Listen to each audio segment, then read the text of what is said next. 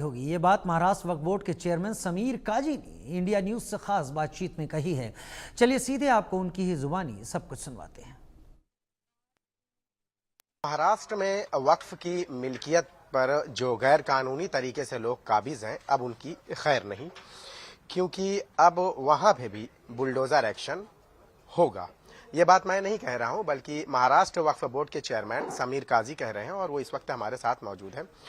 महाराष्ट्र में बड़े पैमाने पर जो है वक्फ की मिल्कियत पर जो है गैर कानूनी तरीके से कब्जा किया गया है और शायद यही वजह रही है कि वक्फ अमेंडमेंट बिल जो है इसी को देखते हुए लागू करने की कोशिश की गई है ताकि वो जमीनें जो है रिलीज कर ली जाए।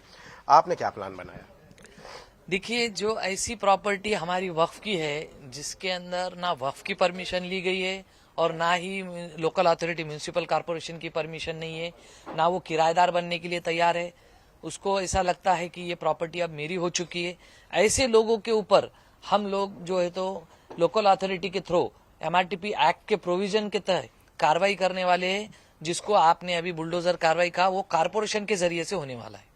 एक सवाल है मेरा कि अभी वक्फ बोर्ड जो है क्या प्लान कर रहा है, क्योंकि महाराष्ट्र में काफ़ी ज़्यादा बड़े मतलब की मिल्कियत जो है और ख़ासकर मुंबई में सबसे ज़्यादा है। आप लोग अभी क्या प्लान कर रहे हैं? 200 से ज़्यादा मिल्कियत तो साउथ मुंबई में है, बिल्डर उस पर गैर कानूनी तरीके से काबिज है, तो आपने क्या प्लान बनाया है कि अब इस मिल्कियत को कैसे यूटिलाइज किया जाएगा? देखिए, दो बातें हैं। एक तो जो गैर कानूनी तरीके से जो यूटिलाइज हो रही है जो बिल्डिंग्स, उनके ऊपर हमने एक कमेटी बनाई है और उसके तहत उसके ऊपर इंक्वायरी कर हम एक सॉर्ट आउट करेंगे कि कितनी एनओसीज बोगस और गलत दी गई थी, जिसको हम उसमें से बाजू हटाएंगे और उनके ऊपर कार्रवाई करेंगे, और जो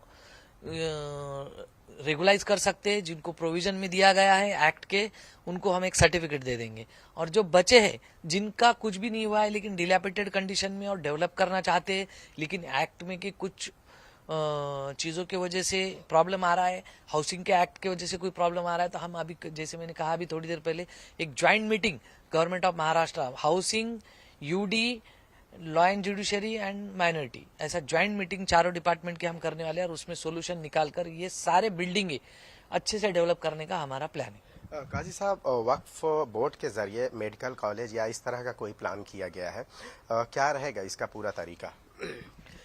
अभी तो देखो, हमारे पास इतने पैसे है नहीं हम कि खुद का मेडिकल कॉलेज खोले, प्रॉपर्टी है, इसलिए हमने गवर्नमेंट से मांग रखी थी। जो PMJV के नाम की स्कीम है सेंट्रल गवर्नमेंट की, उस स्कीम में 60% सेंट्रल गवर्नमेंट का शेयर है और 40% स्टेट गवर्नमेंट का।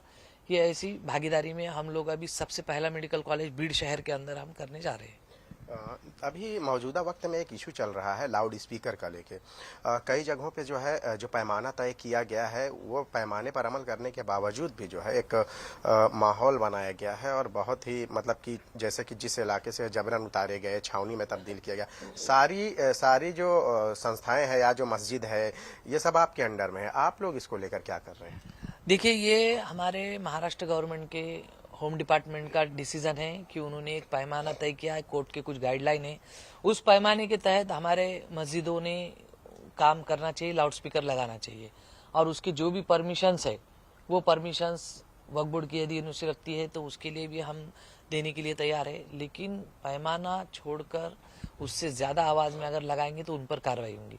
लेकिन ऐसी कोई कार्रवाई जो आप बता रहे हमारे पास अगर आती है कि सारे रूल्स रेगुलेशन फॉलो करने के बाद भी ज्यादती हो रही है, तो वैसी कोई बात आती है तो हम गवर्नमेंट से बात करके उसका भी हल निकालेंगे। आखिरी सवाल है मेरा, दफ्तर काजी को लेकर जो है आप लोगों ने क्या प्लान बनाया है कि क्योंकि जो वक्फ का जो गठन हुआ है वो खासकर मुसलमानों के जो बुनियादी मसाइल या मुसलमानों से रिलेटेड है, और कई बार जो है देखिए जो समस्याएं होती हैं शादी से लेकर मिल्कियत से लेकर तलाक तक जो है सारी चीजें होती हैं, उनके सही गाइडलाइंस मिल नहीं पाती। आप लोगों ने क्या प्लान बनाया?